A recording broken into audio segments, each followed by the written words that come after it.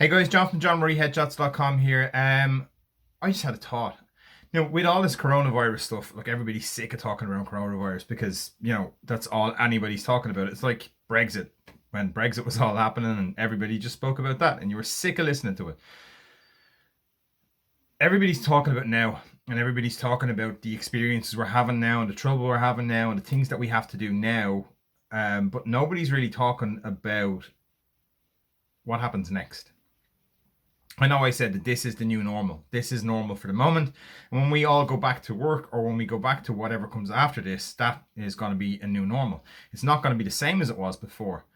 But if we don't look at what's going to happen next, then the same thing that happened when the door is closed is going to happen again. We're not going to be able to cope with the implications of going back to work. We're not going to be able to cope with the implications of going back into a new work environment where there may be less people. You might be sitting next to nobody when you go back. You mightn't be going back.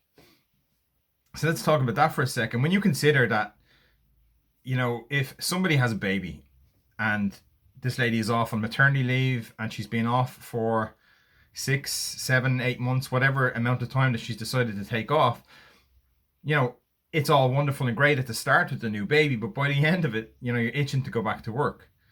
A lot of us are itching to go back to work. But when you go back, there's psychological implications with going back, because once you go back, your home life is gone. The same amount of time that you spent with your kids, the same amount of time that you spent walking on the beach, the same amount of time that you spent looking after yourself and your family has suddenly stopped. And then you have a guilt for going back. Now, the guilt for going back is a guilt. It is a guilt. That's all it is. But you need to feed your family, you need to work, you need to do whatever it is that you need to do to provide for your family, which kind of offsets that guilt in little bits and pieces. But this is different, because once you go back, you're going back because you have to go back, because again, you do need to feed your family. But you didn't take the time off on purpose. This was forced upon you. So how does that look? And I'll tell you how it looks, because a lot of companies are already reaching out to people like me, and they're reaching out to, I know Danny O'Brien, the comedian, people have reached out to him. And I'm not just saying one or two people, I mean lots and lots of companies are reaching out, and they're looking at the one word, morale. Because when people go back, it's going to be different. And when people go back, the experience is going to be different. Psychologically, you are going to be different when you go back. You may have lost loved ones. You may have been sick yourself.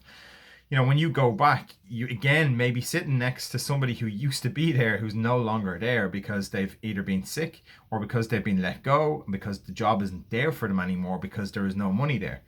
So a lot of companies are looking now at morale boosting when people go back.